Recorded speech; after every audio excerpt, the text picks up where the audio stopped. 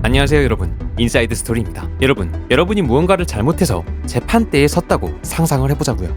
자, 판사님이 묻습니다. 마지막으로 하고 싶은 말 있으면 해보세요. 여러분은 이런 대답을 할 줄도 모르겠습니다. 제가 처음이라서 잘 몰랐습니다. 제가 어려서 잘 몰랐습니다. 혹시 이런 대답은 어떠신가요? 제가 너무 부자로 살아서 잘 몰랐습니다.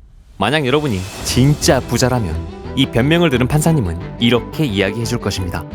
오, 부자병에 걸리셨군요. 평생을 부자로 사셨으니 모를만도 합니다. 감옥에는 안 보내겠습니다. 걱정하지 마세요. 도대체 뭔 소리냐고요? 시작하겠습니다. 2013년 미국 텍사스. 이성 카우치라는 한 남성이 만취 상태로 트럭을 몰았습니다. 트럭은 110km 속도로 달리다 갓길에 정차되어 있는 차량을 그대로 들이받았습니다. 이 사건으로 할머니와 어머니, 딸, 목사님까지 총 4명이 사망했습니다. 사건에서 검사는 카우치에게 징역 20년을 구형했습니다. 그런데 텍사스 법원 판사는 완전히 뜻밖의 판결을 내려버립니다. 보호관찰 10년. 여기서 보호관찰이란 범인을 감옥에 보내지 않고 사회에서 정상적인 생활을 하도록 도와주는 겁니다.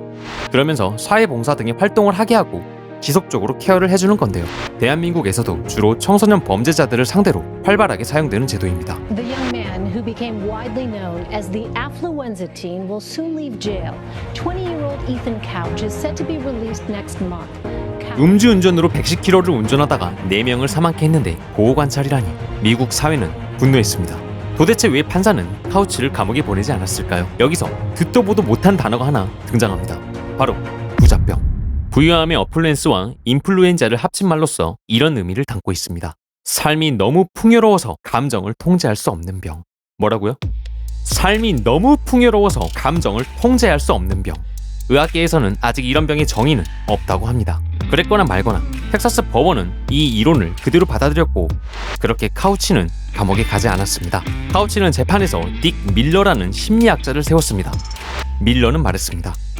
카우치는 삶이 너무너무 풍요로워서 감정을 통제할 수가 없었어요. 카우치는 다른 사람을 다치게 하면 미안해하는 법을 배우지 못하고 자랐어요. 부모가 백만장자였기 때문이죠. 만일 누군가를 다치게 한다면 돈을 주면 된다고 배운 거예요. 즉 어릴 때부터 백만장자인 부모가 버릇없이 키운 탓에 안이한 사고를 가지게 됐고 결국 옳고 그름을 깨닫지 못했다는 것이죠. 여러분 보셨죠? 심리학자의 해안이 이토록 대단합니다. 여러분도 행여 재판할 일이 있으면 변호사보다는 꼭 심리학자를 찾아가세요. 장담컨대 변호사는 이런 별로 못합니다. 그렇다면 과연 대한민국에서 이 사건이 벌어졌다면 어떻게 처벌을 받을까? 법으로만 따져본다면 징역 15년입니다. 그런데 만약 가해자가 카우치 같은 금수저라면 우리나라에서는 이런 똑같은 판례를 찾아보기는 힘들었습니다. 비공개 판례들도 많으니까요. 그래서 큰 범죄를 저질렀지만 금수저여서, 오직 금수저여서 다이어트 처벌을 받은 대표적인 사건을 몇 개만 소개해보겠습니다. 소장님, 제대로 안 하면 내용 증명 날아가요. 베테랑의 이 장면은 SK그룹 오너 일가의 실제 사건을 모티브로 했습니다. 이른바 맥가 폭행 피해자 유용준 씨는 이렇게 말합니다. 한 대에 100만 원, 20대를 맞으려고 하다가 10대를 맞고 너무 힘들었습니다. 그때 이분이 했던 말, 그럼 지금부터는 한 대에 300만 원이다. 이분은 1심에서는 실형, 2심에서는 집행유예로 풀려났죠. 여러분이 잘 아는 땅콩회양 조현아 전 부사장은 집행유예를 받았습니다. 주점 종업원을 아무런 이유 없이 폭행했습니다. 그런데 집행유예를 받았네요. 누구 이야기냐고요? 하나그룹 3남 김동선 씨 이야기입니다. 50대 경비원을 때린 미스터피자 정우영 회장은 벌금 200만 원. 수행기사를 상습 폭행한 현대 정일성 사장도 벌금 300만 원의 약식 기소입니다. 이분들의 판결문에는 공통적으로 들어가 있는 말이 있는데요. 그게 뭐냐면요. 가해자가 깊이 반성하고 있다. 피해자와 합의를 이뤘다. 뭐니 해도 다이어트 처벌의 활용 점정은 바로 이분이죠. 남양유업의 외손녀 황씨. 황씨와 같이 하얀 미숫가루를 먹은 사람이 적발되었고 황씨의 이름이 판결문에 엄청나게 많이 등장했음에도 불구하고 그 뒤로 검찰은 황씨를 소환조차 하지 않았습니다. 결국 황씨는 재판을 받았지만 집행유예 확정. 정의로운 판결, 공정한 판결을 늘상 외치는 우리에게 영화 성남 변호사에서 이성균은 묻습니다. 정의는 반드시 승리합니다. 이기는 게 정의지 뭐. 너무나도 당연하다는 듯 말하는 저 목소리. 이겨라, 그것이 정의다.